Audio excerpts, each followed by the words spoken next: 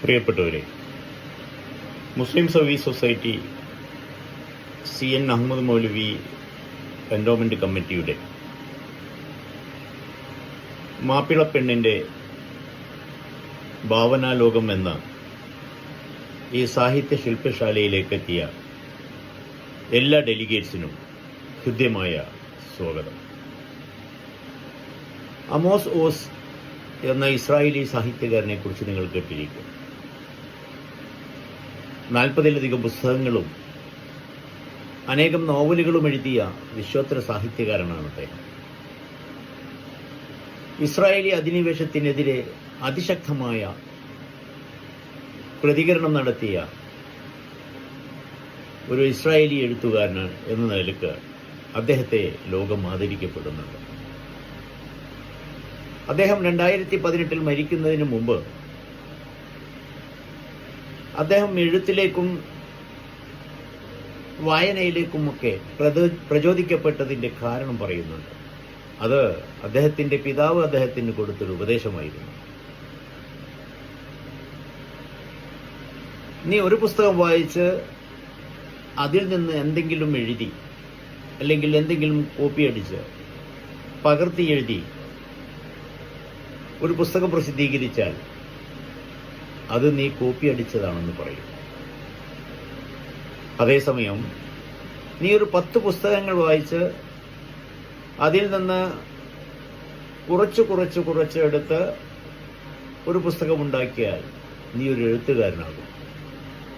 അതല്ല, നീ 100-ലധികം പുസ്തകങ്ങൾ വായിച്ചുകൊണ്ട് അതിൽ നിന്ന് കിട്ടുന്ന വിവരങ്ങൾ, അതിൽ നിന്ന് കിട്ടുന്ന ഇൻഫർമേഷൻസ് അത് സ്വാംശീകരിച്ച് നിന്റെ ദിഷണയുടെ മൂശയിലിട്ടുകൊണ്ട് പുസ്തകങ്ങൾ രചിച്ചാൽ നീ വിശ്വോത്തരനായ ഒരു എഴുത്തുകാരനും വേണമെങ്കിൽ ഒരു പ്രൊഫസറുമൊക്കെയാകും. ഞാനിത് സൂചിപ്പിക്കുന്നത് ഏതൊരു സർഗാത്മകമായ കഴിവിൻ്റെയും എഴുത്തിൻ്റെയും രചനകളുടെയും ഒക്കെ പിന്നിൽ ഒരു വലിയ ഗഹനമായ വായനയുടെ ആവശ്യമുണ്ട് എന്നാണ്.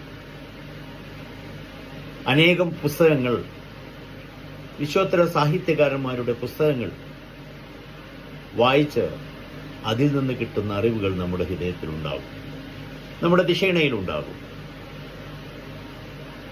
ആ ഭാവനകൾ, അതിൽ നിന്നുരുത്തിരിയുന്ന ഭാവനകൾ ഹൃദയത്തിൻ്റെ അടിത്തട്ടിൽ നിന്ന് പുറത്തേക്ക് വരുമ്പോഴാണ് സർഗാത്മകമായ ഒരു രചനയുണ്ടാകുന്നത്. വില്യം വേർഡ്സ്വർത്ത് കവിതയെക്കുറിച്ച് പറഞ്ഞിട്ടുണ്ട്, poetry is the spontaneous overflow of powerful feelings എന്ന്. ഹൃദയത്തിൽ നിന്നുള്ള തീവ്ര വികാരങ്ങളുടെ അനുസ്യൂതമായ ഒഴുക്കാണ് കവിത എന്ന്.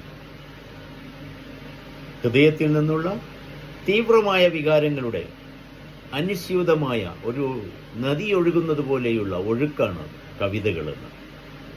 ഇത്തരം വൈകാരികമായ ഒഴുക്കിനെ സർഗാത്മകമായ രചനകളാക്കി പരിവർത്തിക്കുവാനുള്ള ഒരു പ്രചോദനമാണ് ഇത്തരം വർക്ക്ഷോപ്പിലൂടെ, ഇത്തരം ശില്പശാലയിലൂടെ എഴുത്തുകാർക്ക് നൽകാൻ MSS ഉദ്ദേശിക്കുന്നത്.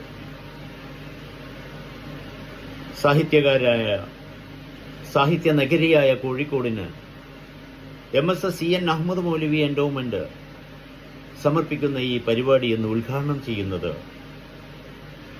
കേരളത്തിന്റെ കഥാകാരി, അനേകം കഥകളും നോവലുകളും ചെറുകഥകളുമൊക്കെ എഴുതിയ ഫെമിനിസ്റ്റ് പ്രസ്ഥാനത്തിന്റെ സംഘാടകയായ ആലാഹയുടെ പെൺമക്കളുടെ രചയിതാവായ മലയാള സാഹിത്യത്തിലെ പ്രമുഖ നോവലിസ്റ്റ് സാറാ ജോസഫ് അവറുകളാണ്. സാറാ ജോസഫ് ടീച്ചറെ ഹൃദയത്തിന്റെ ഭാഷയിൽ ഞാൻ സ്വാഗതം ചെയ്യാം. ഈ പരിപാടിയിൽ അധ്യക്ഷം വഹിക്കുന്നത് ഭൗമജാപം എന്ന ഒരൊറ്റ കൃതിയിലൂടെ തന്നെ പ്രസിദ്ധയായ CS Meenakshi, engineer CS Meenakshi അവറുകളാണ്. പെൺപാട്ട് താരകൾ ഭൗമജാപം എന്നൊക്കെ അങ്ങനെ വെറുതെ പറഞ്ഞു പോകാൻ പറ്റുന്ന ഒരു കൃതിയല്ലാതെ ഇന്ത്യ ഭൂപടത്തിന്റെ നിർമ്മാണത്തിൽ അതിന് സർവേയർമാർ അനുഭവിച്ച കഷ്ടതകളെക്കുറിച്ച്, കമ്മ്യൂണിക്കേഷൻ ഇല്ലാത്ത, മൊബൈൽ ഫോൺ ഇല്ലാത്ത, സാറ്റലൈറ്റുകളില്ലാത്ത ആ കാലഘട്ടത്തിൽ ഭൂമിയുടെ ഓരോ ഇഞ്ചും അളന്നു തിട്ടപ്പെടുത്തിക്കൊണ്ട് മാപ്പുണ്ടാക്കിയ ആ അക്ഷീണമായി പ്രവർത്തിച്ച തൊഴിലാളികളുടെയും ടെക്നോക്രാറ്റുകളുടെയും എഞ്ചിനീയർമാരുടെയും ഒക്കെ കഥ പറയുന്ന ഭൗമജാപം എന്ന കൃതി അങ്ങനെ വെറുതെ പറഞ്ഞു പോകാൻ കഴിയില്ല. അത്രമാത്രം CS മീനാക്ഷി അധ്വാനിച്ചിട്ടുണ്ട്. അതോടൊപ്പം മലബാർ കലാപത്തിൻ്റെ വാമൊഴി പാരമ്പര്യവും മുസ്ലിമും സ്ത്രീയും അല്ലാത്തവൾ, മലപ്പുറം പെണ്ണ് എന്നീ കൃതികളിലൂടെ പ്രസിദ്ധയായ വലിയ എഴുത്തുകാരിയും സെനറ്റ് മെമ്പറും ഒക്കെ ആയിരുന്ന ഡോക്ടർ KT ഷംസാദ് ഹുസൈൻ അവറുകളാണ് മുഖ്യപ്രഭാഷണം നടത്തുന്നത്. മാപ്പിളപ്പെണ്ണിൻ്റെ ഭാവനാലോകമെന്ന വിഷയത്തെ അധികരിച്ചുകൊണ്ട് അവർ നമ്മോട് സംവദിച്ചു. ഇവർ രണ്ടുപേരെയും ഹൃദയത്തിൻ്റെ ഭാഷയിൽ ഈ പരിപാടിയിലേക്ക് ഞാൻ സ്വാഗതം ചെയ്യുകയാണ്. അതോടൊപ്പം തന്നെ ഈ പരിപാടിക്ക് നേതൃത്വം കൊടുക്കുന്ന Jamal Kochangadi, AP Kunjamu, KPU Ali, professor Fathima VB, ladies വിങ്ങിൻ്റെ പ്രവർത്തകർ, MSSന്റെ കോതൂർ മുഹമ്മദ് അടക്കമുള്ള നേതാക്കൾ, പ്രിയങ്കരായ എഴുത്തുകാരികൾ, സഹോദരി സഹോദരന്മാർ എല്ലാവരെയും ഈ പരിപാടിയിലേക്ക് ഹാർദമായി സ്വാഗതം ചെയ്തുകൊണ്ട് ഇതിൻ്റെ അധ്യക്ഷത പദം അലങ്കരിക്കുവാൻ ബഹുമാന്യയായ എഞ്ചിനീയർ CS മീനാക്ഷി അവർ ക്ഷണിച്ചുകൊണ്ട് നിർത്തുന്നു. നന്ദി, നമസ്കാരം. പരിപാടിയുമായി ബന്ധപ്പെട്ടുള്ള അറിയിപ്പ് പത്രികയിലെ ഞാൻ അതിന്റെ ആദ്യത്തെ വാചകം വായിച്ചപ്പോൾ തന്നെ എനിക്ക് അതിന് വ്യത്യസ്തത അനുഭവപ്പെട്ടു. അതിൽ ഇങ്ങനെ പറയുന്നത് നിങ്ങൾ വായിച്ചിട്ടുണ്ടോ? സാമൂഹ്യ ജീവിതത്തിന്റെ എല്ലാ മേഖലകളിലും സ്ത്രീകൾ അഭൂതപൂർവമായി മുന്നേറിക്കൊണ്ടിരിക്കുകയാണ്. ഏറെക്കാലം പിന്നോക്കമായിരുന്ന മാപ്പിളപ്പെണ്ണുങ്ങൾ ഈ മാറ്റത്തിന്റെ ഭാഗമായിട്ടുണ്ട്. ആശാവഹമായ ഈ പരിവർത്തനത്തിന്റെ വേഗം കൂട്ടുകയെന്ന ലക്ഷ്യത്തോടെ മുസ്ലിം സർവീസ് സൊസൈറ്റി MSSന്റെ കീഴിലുള്ള CN അഹമ്മദ് മൗലവി എൻഡോവ്മെന്റ് കമ്മിറ്റിയുടെ ആഭിമുഖ്യത്തിൽ എഴുത്തുകാരികൾക്ക് വേണ്ടി മാപ്പിളപ്പെണ്ണിന്റെ ഭാവനാലോകം എന്ന് പറയുന്ന ഈ ഒരു വർക്ക്ഷോപ്പ് അല്ലെങ്കിൽ ശില്പശാല സംഘടിപ്പിക്കുന്നതാണ് അതിന്റെ താല്പര്യം. ഇത് വളരെ പുരോഗമനപരമായ ഒരു സമീപനമാണ്. അതിന്റെ ലക്ഷ്യം വളരെ പുരോഗമനപരമാണ് എന്ന് ഞാൻ വിശ്വസിക്കുന്നു. നമ്മള് ഒരു അടഞ്ഞ ലോകത്ത് ഇരുന്നുകൊണ്ട് അതിനകത്തേക്ക് ഒരു തുളയിലൂടെ കടന്നു വരുന്ന വെളിച്ചത്തെ എത്ര ആശാവഹമായി വീക്ഷിക്കുമോ, അതിനെ എങ്ങനെ ആലിംഗനം ചെയ്യുമോ, അതിനെ എങ്ങനെ ഹൃദയത്തിലേക്ക് എടുക്കുമോ, അമ്മാതിരിയുള്ള ഒരു പ്രവൃത്തിയായിട്ടാണ് എനിക്ക് ഇതിന് തോന്നുന്നത്. ഞാൻ അടഞ്ഞ ലോകം എന്ന് പറഞ്ഞതുകൊണ്ട് അതിന് നിരവധി വ്യാഖ്യാനങ്ങളൊന്നും കൊടുക്കേണ്ടതില്ല. എല്ലാ സമുദായങ്ങളിൽപ്പെട്ട സ്ത്രീകളും ജീവിക്കുന്നത് അടഞ്ഞ ലോകത്തിലാണ്. അവിടെ നിന്നുള്ള പിഴച്ചിലുകളാണ് അവരെ പുറത്തേക്ക് കൊണ്ടുവരുന്നത്. നമ്മൾ ഈ ഒരു ലക്ഷ്യം വെച്ചുകൊണ്ട് ഇങ്ങനെ ഒരു ശില്പശാല സംഘടിപ്പിക്കുന്ന സന്ദർഭം എന്ന് പറയുന്നത് തുല്യനീതിക്ക് വേണ്ടിയുള്ള സ്ത്രീകളുടെ പോരാട്ടത്തിന്റെ ഒരു ഫലം എന്നോണം സിനിമാ മേഖലയിലെ WCC എന്ന് പറയുന്ന സംഘടന വരുത്തിയ വലിയ മാറ്റം, ആ സംഘടനയുടെ പോരാട്ടത്തിന്റെ ഫലമായി ഹേമ കമ്മീഷൻ റിപ്പോർട്ട് പുറത്തേക്ക് വെച്ച ഒരു സമയം, അത് ഉണ്ടാക്കിയ സിനിമാ മേഖലയിൽ മാത്രമല്ല കേരള സമൂഹത്തിൽ ആകമാനം ഉണ്ടാക്കിയ വലിയ കോളിളക്കം, അതിന്റെ ഫലമായി ആരെങ്കിലും ശിക്ഷിക്കപ്പെടുമോ ശിക്ഷിക്കപ്പെടുകയോ ഇല്ലയോ എന്നുള്ളത് വിഷയമല്ല. അതിന്റെ ഫലമായി നമ്മൾ കാണാൻ പോകുന്നത് ഇതുവരെ അംഗീകൃതം എന്ന് വിചാരിച്ചിരുന്ന സ്ത്രീ ചൂഷണം ഇനി ഇത്തിരി വിഷമാണ് നടക്കാൻ എന്നുള്ളതാണ് അതിന്റെ ഫലം. ഈ ടേക്കൻ ഫോർ ഗ്രാൻഡഡ് എന്നൊക്കെ ഇംഗ്ലീഷിൽ പറയുന്നത് പോലെയുള്ള രീതിയിൽ നടന്നുകൊണ്ടിരുന്ന സിനിമാ മേഖല, എല്ലാ മേഖലകളിലും, സിനിമാ മേഖലകളിൽ പ്രത്യേകിച്ചും ആ തൊഴിലും അതുപോലെ തന്നെ അതിന്റെ ഒരു പരിസരവും ഒക്കെ അങ്ങനെ ആയതുകൊണ്ട്, അതിന്റെ സന്ദർഭങ്ങളും സാഹചര്യങ്ങളും ഒക്കെ അങ്ങനെ ആയതുകൊണ്ട്, കല എന്ന് പറയുന്ന വളരെ ലിബറൽ ആയിട്ടുള്ള ഒരു മേഖലയെ അത് കൈകാര്യം ചെയ്യുന്നു എന്നുള്ളത് കൊണ്ട് ഒക്കെ തന്നെ സ്ത്രീ ചൂഷണങ്ങൾ അത് ഉണ്ടായ കാലം തൊട്ടേ നിലനിന്ന് പോന്നിരുന്നതായിരുന്നു.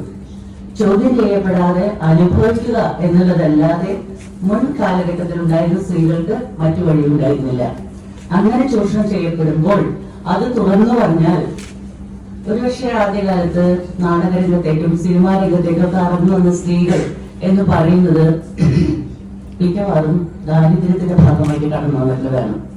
കലയോടുള്ള വലിയ ആത്മാഭിനിവേശം കൊണ്ട് കലാകാരിയുടെ ആവിഷ്കാരത്തിന് വേണ്ടി വന്നവരുടെ തുലവും കുറവും മാത്രമായിരിക്കും. വല്ല പ്രഭു കുടുംബങ്ങളിൽ നിന്നൊക്കെയുള്ള സ്ത്രീകൾ, ഇപ്പൊ നമുക്കറിയാലോ ലളിത, പത്മിനി, രാഗിണി എന്നൊക്കെ പണ്ട് ആദ്യ കാലഘട്ടത്തിൽ നമ്മളെ വെച്ച് വളരെയധികം സന്തോഷിപ്പിച്ചിട്ടുള്ള നർത്തകിമാരെ. അങ്ങനെ അപൂർവം ചില കുടുംബങ്ങളിൽ നിന്ന് കലയോടുള്ള അഭിനിവേശവുമായി സിനിമാ രംഗത്തേക്കും നാടകരംഗത്തേക്കും കടന്നു വരുന്നത് ഒഴിച്ചാൽ വളരെ വലിയൊരു വിഭാഗം തൊഴില്, അതിൽ നിന്ന് കിട്ടുന്ന വരുമാനം, ഇതിനു വേണ്ടി വന്നിരുന്നവരാണ്. പക്ഷെ ഈ തൊഴിലും അതിൽ നിന്ന് കിട്ടുന്ന വരുമാനത്തോടും ഒപ്പം ആ പാവപ്പെട്ട സഹോദരിമാർക്ക് പൊതുസമൂഹത്തിൽ നിന്ന് കിട്ടിയത് അവമാനവും നിന്ദയും. അവരെ മാറ്റി നിർത്തിക്കൊണ്ട് പൊതുസമൂഹത്തിൽ കേട്ടാൻ കൊള്ളുന്നവരല്ല, കുടുംബത്തിൽ കേട്ടാൻ കൊള്ളുന്നവരല്ല എന്ന് പറയുന്ന ഒരു അനുഭവം ആയിരുന്നു. നമുക്കറിയാം, ചരിത്രമാണത്. അത് ആ മേഖലയിൽ മാത്രമല്ല, നഴ്സിംഗ് മേഖലയിലും അങ്ങനെ തന്നെയാണ്. നഴ്സിംഗിന് പോകുന്ന പെണ്ണുങ്ങളൊക്കെ ചീത്തയാണ് എന്ന് പറയുന്ന ഒരു അഭിപ്രായം ഉണ്ടായിരുന്നു. ഇതിന്റെ അർത്ഥം മുസ്ലിം സമുദായത്തിൽ മാത്രമല്ല, എല്ലാ ജാതി മത വിഭാഗങ്ങളിലും പെട്ട എല്ലാ സമുദായങ്ങളിലും തന്നെ സ്ത്രീ എന്നാൽ വീട്ടിനകത്ത് അടങ്ങി ഒതുങ്ങിയിരുന്ന് ആ കാര്യങ്ങൾ മാത്രം നോക്കുകയും കുട്ടികളെ പ്രസവിക്കുകയും വളർത്തുകയും ചെയ്യേണ്ട ഒരു ജൈവ പ്രതിഭാസമാണ് എന്ന രീതിയിലുള്ള ഒരു സമീപനമാണ് ഉണ്ടായത്. അതുകൊണ്ടാണ് വീട്ടിൽ വളരെ പേറ്റിയന്ത്രങ്ങൾ എന്ന് അവരെ വിശേഷിപ്പിച്ചത്. തന്റെ സമുദായത്തിലെ സ്ത്രീകളെ വെറും പേറ്റിയന്ത്രങ്ങളായിട്ട് കാണുന്നതിന് എതിരെയാണ് ആ കലാപകാരി വലിയ വിപ്ലവം ഉണ്ടാക്കിയത്.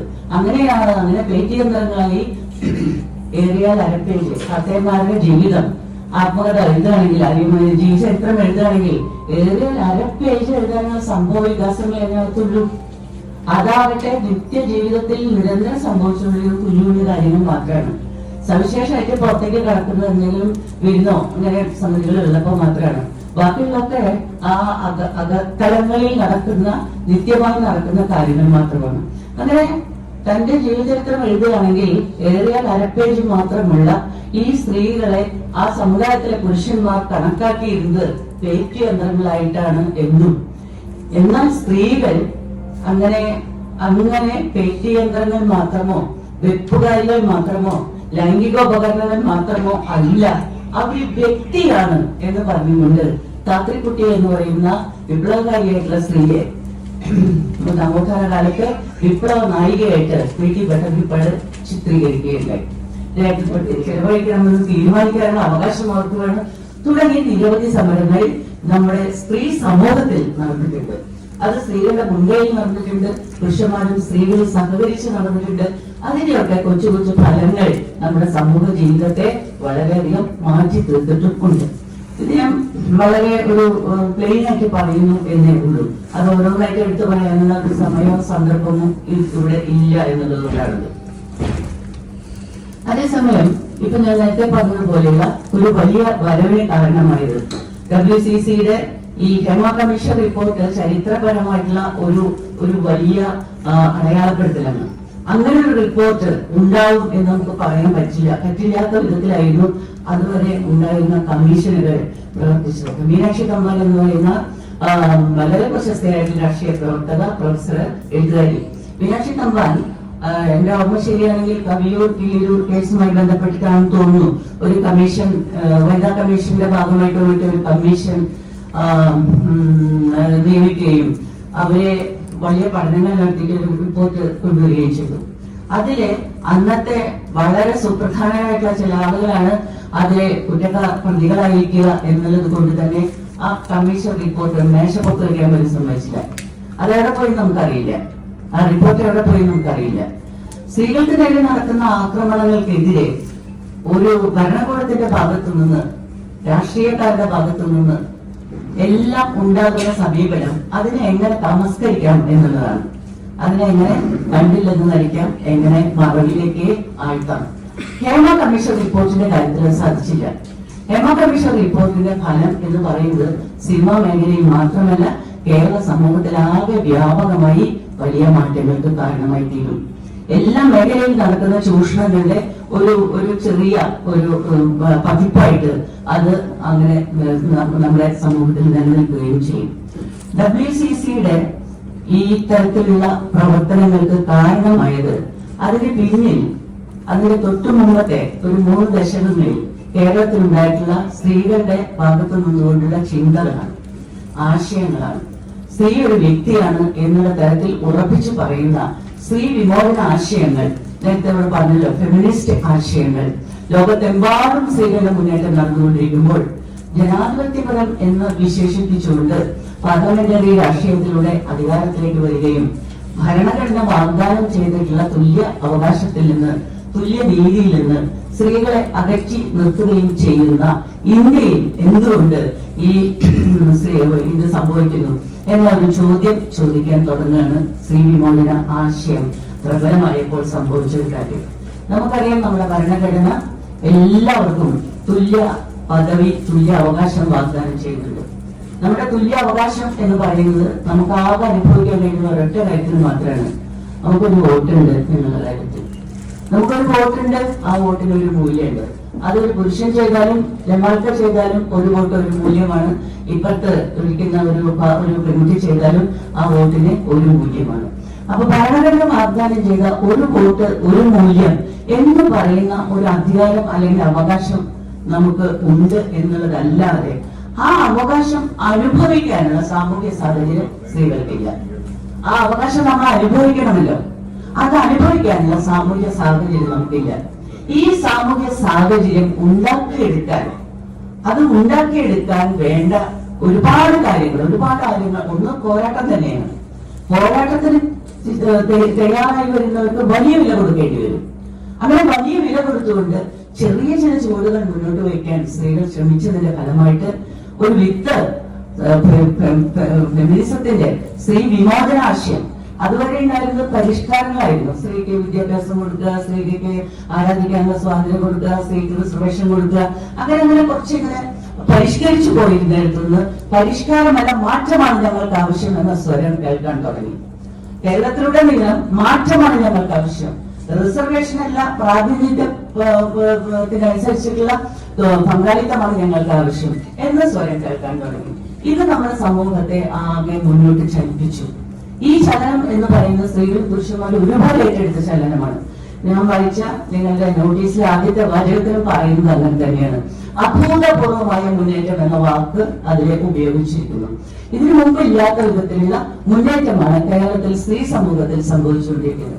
ഞാൻ പറയുകയാണെങ്കിൽ കേരളത്തിലെ രാഷ്ട്രീയ ചരിത്രത്തിൽ 70കളിലും മറ്റൊക്കെ നമ്മൾ കണ്ടിട്ടുള്ള ശക്തമായ നക്സലൈറ്റ് മൂവ്മെന്റിന് ശേഷം കേരളത്തെ ചലിപ്പിച്ചിട്ടുള്ളത് സ്ത്രീ വിമോചന പ്രസ്ഥാനമാണ്. ചലിപ്പിച്ചുകൊണ്ടിരിക്കുന്നത് സ്ത്രീ വിമോചന പ്രസ്ഥാനമാണ്. ഇനിയും ചലിപ്പിക്കുക സ്ത്രീ വിമോചന പ്രസ്ഥാനമാണ്. കാരണം സ്ത്രീയെ സംബന്ധിച്ചിടത്തോളം ഉള്ള ലക്ഷ്യം എന്ന് പറയുന്നത് തന്നെ മോചനത്തിന്റെ വിഷയം അല്ല. ലോകത്തിന്റെ മോചനത്തിന് വേണ്ടി, കഷ്ടപ്പെടുന്ന മനുഷ്യരുടെ മോചനത്തിന് വേണ്ടി, അവഗണിക്കപ്പെട്ട മനുഷ്യരുടെ മോചനത്തിന് വേണ്ടി, നിസ്സഹായരായിട്ടുള്ള കുഞ്ഞുങ്ങളുടെ മോചനത്തിന് വേണ്ടി, നശിപ്പിക്കപ്പെടുന്ന പ്രകൃതിയുടെ മോചനത്തിന് വേണ്ടി, ഇതെല്ലാം കൂടി ചേർത്ത് പിടിച്ചാലേ സ്ത്രീക്ക് മോചനമായി എന്ന് തോന്നുന്നു. അല്ലാതെ തനിക്ക് മാത്രം മോചനം കിട്ടിയതുകൊണ്ട് ഞാൻ വിമോചിതയായി എന്ന് ഒരു സ്ത്രീയും വിശ്വസിക്കില്ല. ഇതിന് ജൈവപരമായ കാരണം കൂടിയുണ്ട്. നമുക്കറിയാം, ജീവിവർഗങ്ങളിൽ വേദന എന്ന് പറയുന്ന ഒരു അനുഭവം, ആ വേദനയുടെ പരമകാഷ്ഠ അനുഭവിക്കുന്നവരാണ് സ്ത്രീകൾ. ഒരു മനുഷ്യ ശരീരത്തിന് എന്തുമാത്രം വേദന സഹിക്കാൻ പറ്റുമോ അതിലെ അങ്ങേയറ്റത്തെ വേദന സഹിക്കുന്നവരാണ് സ്ത്രീകൾ. വിറവിക്ക് വേണ്ടി, പ്രസവം എന്ന് പറയുന്ന ആ ഒരു പ്രക്രിയക്ക് വേണ്ടി വേദനയുടെ അങ്ങേയറ്റം, മരണവും ജീവിതവും തമ്മിൽ ഒരു തലനാരിഴയുടെ വ്യത്യാസത്തിൽ നിൽക്കുന്ന ഒരു അനുഭവം, ആ അനുഭവത്തിലൂടെ കടന്നു പോകുന്ന സ്ത്രീയെ സംബന്ധിച്ചിടത്തോളം അവൾ രൂപപ്പെടുന്നത് തന്നെ ആ വേദനയുമായി ബന്ധപ്പെട്ടുകൊണ്ടുള്ള ഒരു രൂപപ്പെടലാണ്. അതിനു വേണ്ടിയുള്ള ഒരുക്കമോ 10 വയസ്സൊക്കെ ആകുമ്പോഴേക്കും അതിനു വേണ്ടിയിട്ട് ഒരുക്കം തുടങ്ങും. അത് നിരന്തര വേദനയാണ്, നിരന്തര രക്തച്ചൊരിച്ചിലാണ്. അല്ലെ, ഒരു കവിത ഞാൻ ഓർക്കുന്നുണ്ട്. പുരുഷനോട് ഒരു സ്ത്രീ പറയാണ്, ഞാൻ രക്തം ചൊല്ലുന്നത്, നീയും രക്തം ചൊല്ലുന്നുണ്ട്. ഞാൻ രക്തം ചൊല്ലുന്നത് തലമുറകളെ നിലനിർത്താൻ വേണ്ടിയിട്ടാണ്, നീയോ യുദ്ധക്കളത്തിലാണ് രക്തം ചൊല്ലുന്നത്. മനുഷ്യരെ കൊണ്ടുവരാൻ വേണ്ടിയാണ് നീ യുദ്ധം ചെയ്യുന്നത്. നീ ആളുടെ മറ്റുകൊണ്ടാണ് യുദ്ധം ചെയ്യുന്നത്. ഞാനാകട്ടെ എന്റെ ശരീരത്തെ വിട്ടുകൊടുത്തുകൊണ്ടാണ് രക്തം ചൊല്ലുന്നത്. അപ്പൊ എന്റെ രക്തച്ചൊരിച്ചിൽ നിലനിൽപ്പുമായി ബന്ധപ്പെട്ടതാണ്, നിന്റെ രക്തച്ചൊരിച്ചിൽ നാശവുമായി ബന്ധപ്പെട്ടുകൊണ്ടാണ് എന്നൊരു കഥ. അപ്പൊ ആലോചിച്ച് നോക്കുക, സ്ത്രീയുടെ നിർമ്മിതിയിൽ, സാമൂഹ്യ നിർമ്മിതിയിലല്ല ഞാൻ പറയുന്നത്, ജൈവപരമായ പ്രകൃതിപരമായിട്ട് തന്നെ നമ്മുടെ നിർമ്മിതിയിൽ ആ ഒരു ഘടകം ഉണ്ട്, വേദനയുടെ ഒരു ഘടകം. ആത്മവേദനയും നമുക്ക് വളരെ കൂടുതലാണ്. എന്തുകൊണ്ടാണ് പലപ്പോഴും നിനക്കെന്താ വേണ്ടെന്ന് പുരുഷൻ ചോദിക്കുന്നത്? ആത്മവേദന, മനസ്സിന്റെ വേദന, ഒറ്റപ്പെടൽ, നിസ്സഹായത, നിരന്തരമായ ആകാംക്ഷ, ഇതൊക്കെ നമുക്കുണ്ട്.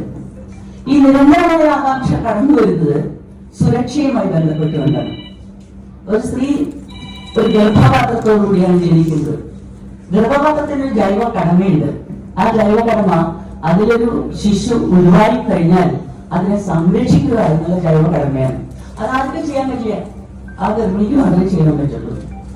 ആർക്കും ചെയ്യാൻ പറ്റാത്ത, ആർക്കും അനുഭവിക്കാൻ പറ്റാത്ത ഈ രണ്ട് പ്രക്രിയകളിലൂടെ ആണ് സ്ത്രീ ലോകത്തെ നോക്കുന്നത്. നമ്മൾ ലോകത്തെ നോക്കുന്നത് അങ്ങനെയാണ്. അതുകൊണ്ടാണ് ഒരു അപകടം സംഭവിക്കുമ്പോൾ ഒരു പുരുഷന് ധൈര്യമായിട്ട് നിൽക്കാൻ കഴിയുന്നു, ഒരു സ്ത്രീ വാങ്ങിട്ട് കഴിയുന്നതും. സ്ത്രീ ഇമോഷണൽ ആയതുകൊണ്ടാണ് നമ്മൾ പറയും. ഇമോഷൻ വേണ്ടേ? ലോകത്തിന് മുന്നോട്ട് പോകണമെങ്കിൽ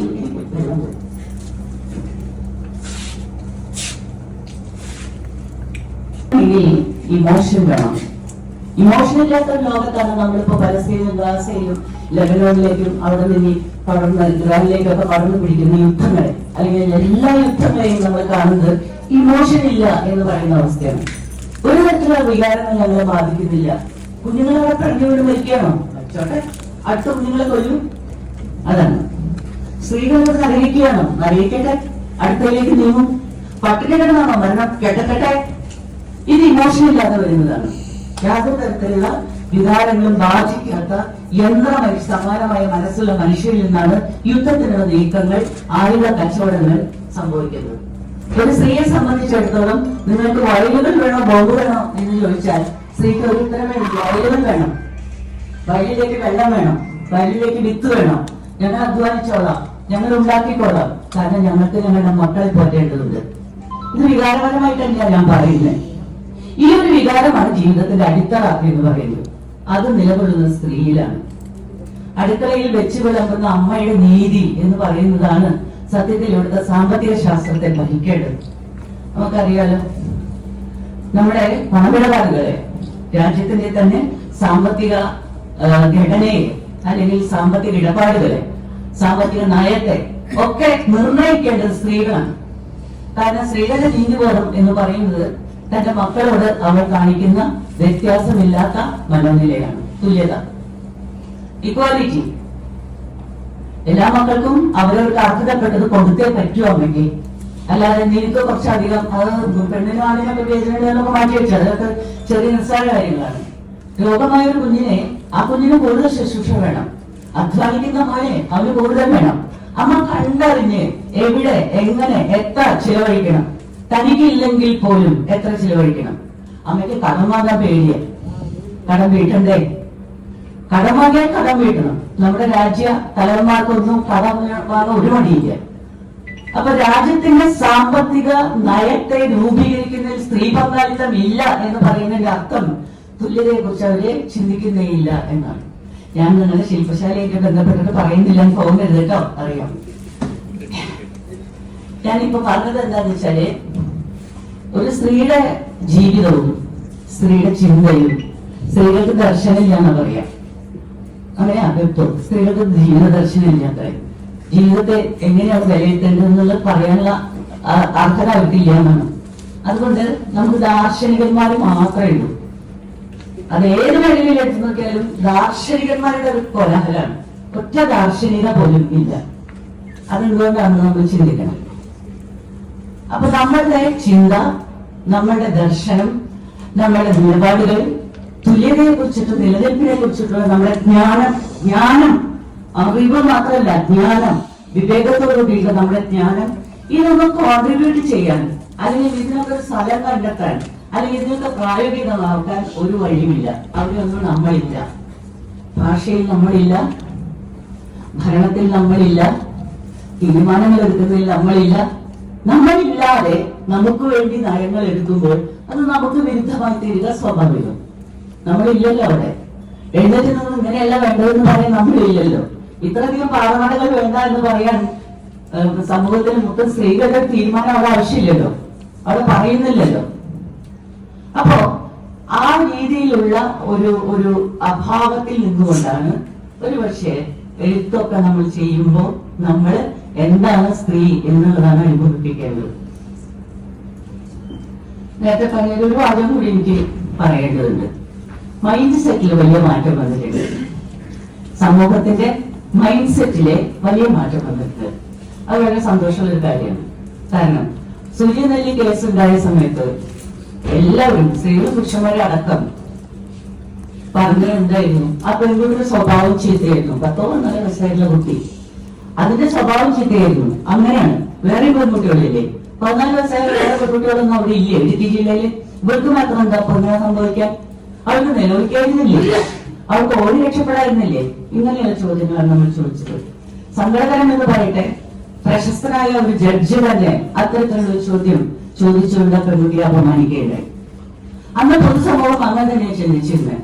ഈ കുറ്റങ്ങളൊക്കെ പെണ്ണിന്റെ കുറ്റങ്ങളാണ്, പെണ്ണ് ശരിയല്ലാത്തതുകൊണ്ട് സംഭവിച്ചതാണ്, ആണുങ്ങൾക്ക് കുറ്റങ്ങളൊന്നും തന്നെ ഇല്ല, അത് തെളിയിക്കാനും മാത്രമില്ല.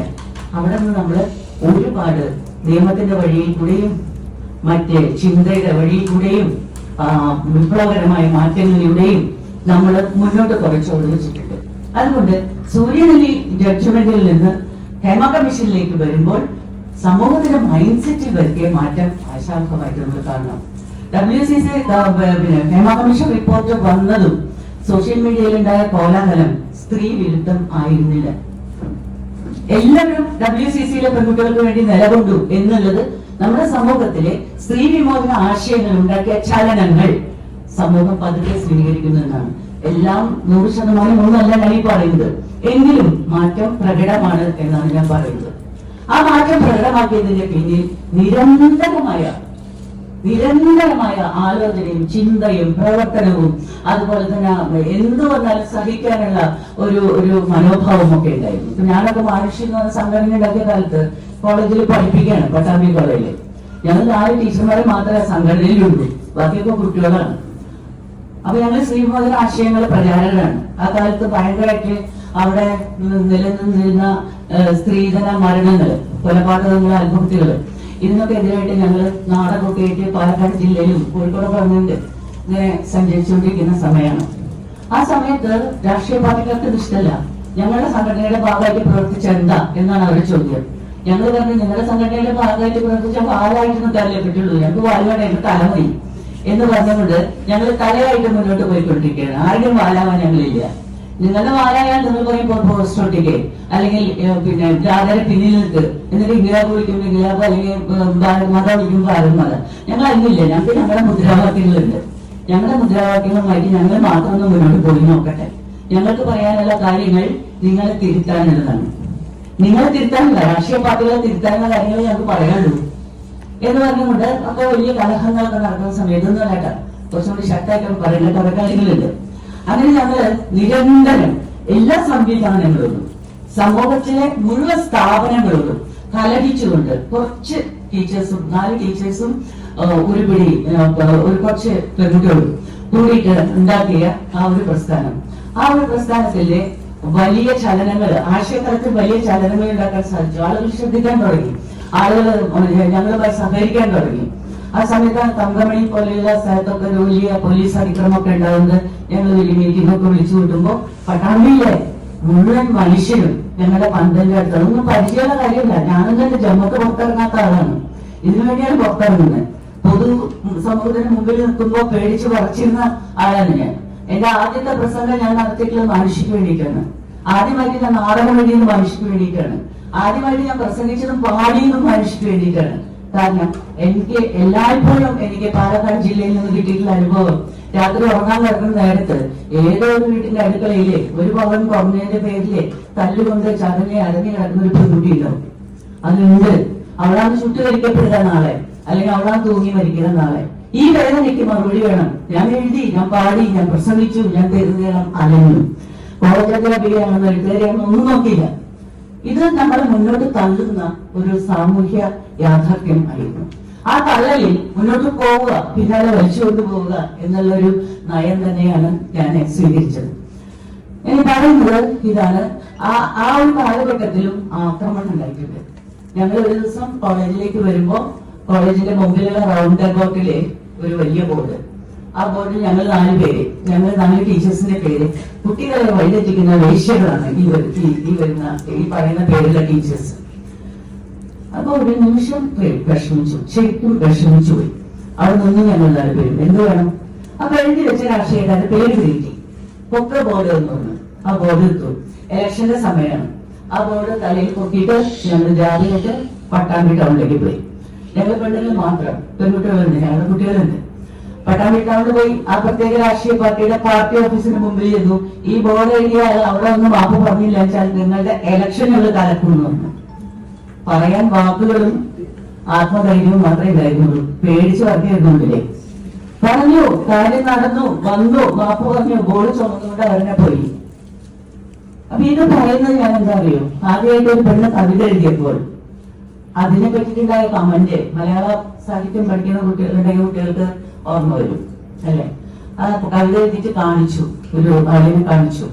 അപ്പൊ അയാള് പറഞ്ഞൊരു വാചകം തെറിയാണ്, കവനീമണി കവയ്ക്കാൻ കാണട്ടെ വൃത്തം എന്ന്. വൃത്തത്തിൽ എഴുതിയ കവിത കവയ്ക്കുക എന്ന് പറഞ്ഞാൽ രചിക്കുക എന്നാണ് അർത്ഥം. പക്ഷെ ആൾ യഥാർത്ഥത്തിലാണ് പറഞ്ഞത്. യഥാർത്ഥ കവനീമണി കവയ്ക്കാൻ കാണട്ടെ വൃത്തം എന്ന പച്ചക്കറി പറഞ്ഞ് ആ സ്ത്രീയെ മടക്കാൻ നോക്കി. ആ സ്ത്രീകളുണ്ടോ അടങ്ങിയിരിക്കുന്നു, പുറപ്പെട്ടാൽ പെണ്ണൊരുപ്പെട്ടാൽ എന്ന് കേട്ടിട്ടില്ലേ. അപ്പൊ പിന്നെ അവിടെ നമ്മുടെ കവിതയുടെ പ്രവാഹമായി എഴുതാൻ തുടങ്ങി. ഓരോ എഴുത്തുകാരിയും പറയുന്നുണ്ട് എഴുതാൻ കഴിയാത്ത സാഹചര്യത്തെ കുറിച്ചിട്ട്. വിഖ്യാതരായിട്ടുള്ള എഴുത്തുകാരികൾ തന്നെ പറഞ്ഞിട്ടുണ്ട് എഴുതാൻ കഴിയാത്ത സാഹചര്യത്തെ കുറിച്ച് ലോകത്തെമ്പാടും. എന്തുകൊണ്ടാണ് എഴുതാൻ കഴിയാത്ത സാഹചര്യം ഉണ്ടാകുന്നത്? സ്ത്രീയുടെ ഡ്യൂട്ടി എഴുത്തല്ല, കലാപ്രവർത്തനമല്ല, പുറംലോകത്തെ പ്രവർത്തനമല്ല എന്ന് പറയുന്ന നിലനിന്ന് പോന്നിരുന്ന കോൺസെപ്റ്റാണ് അതിന് കാരണം. ആ കോൺസെപ്റ്റ് വേരുറച്ചു പോയ സമൂഹം, ആണുങ്ങളും അത് വിശ്വസിക്കുന്നു, പെണ്ണുങ്ങളും അത് വിശ്വസിക്കുന്നു. ആ ഒരു സമൂഹമാണ് എഴുത്തിനെ തടസ്സമായി വിധാനമായി നിലകൊള്ളുന്നത്. ഈ സമൂഹത്തിന്റെ ചിന്തയിലേക്ക് വെളിച്ചം കടത്തിവിടുക എന്നുള്ളത് മാത്രമേ നമ്മൾ ചെയ്യേണ്ടുള്ളൂ. അതിലേക്ക് വെളിച്ചം കടത്തിവിടാൻ നമുക്ക് എങ്ങനെ സാധിക്കും? ആ വെളിച്ചം കടത്തിവിടലിന്റെ ഒരു പ്രവർത്തനത്തെയും നമുക്ക് വിപ്ലവം എന്ന് വിളിക്കാം. തീർച്ചയായിട്ടും ഞാൻ വിചാരിക്കുന്നത് മാപ്പിള പെണ്ണിന്റെ ഭാവനാലോകം എന്ന് പറയുമ്പോൾ അത് എല്ലാ സമുദായത്തിലും വേണമെങ്കിൽ അങ്ങനെ പറയാം. ക്രിസ്ത്യാനി പെണ്ണിന്റെ ഭാവനാലോകം, നായർ പെണ്ണിന്റെ ഭാവനാലോകം, അതല്ലെങ്കിൽ നമ്പൂരി പെണ്ണിന്റെ ഭാവനാലോകം എന്ന് പറയാം. കാരണം സവിശേഷ ജീവിതാനുഭവങ്ങൾ അതാണ് സവിശേഷമായിട്ടുള്ള. അപ്പൊ ഒരു ക്രിസ്ത്യൻ പെണ്ണ് ജീവിക്കുന്ന ജീവിതമല്ല ഒരു മുസ്ലിം പെണ്ണ് ജീവിക്കുന്ന ജീവിതം, ഒരു ദളിത് പെണ്ണ് ജീവിക്കുന്ന ജീവിതവും അതല്ല.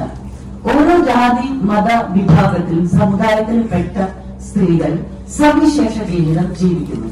ആ സവിശേഷ ജീവിതത്തിന് കാരണം ആ സമൂഹത്തിന്റെ ആചാരങ്ങളും മര്യാദകളും അനുഷ്ഠാനവും മതവും വിശ്വാസവും അതിന്റെ കുടുംബഘടനയും അതിന്റെ സാമ്പത്തിക ഘടനയും ഒക്കെ ആയിട്ട് ബന്ധപ്പെട്ട് രൂപപ്പെട്ടു വരുന്ന ഒന്നാണ്. നമ്പൂരി സ്ത്രീ ജീവിച്ചത് പോലെയല്ലല്ലോ നായർ സ്ത്രീ ജീവിക്കുന്നത്. നായർ സ്ത്രീ ജീവിക്കുന്ന പോലെയല്ല മുസ്ലിം സ്ത്രീ ജീവിക്കുന്നത്. അപ്പൊ ഓരോ സ്ത്രീകളും അതുകൊണ്ട് തന്നെയാണ്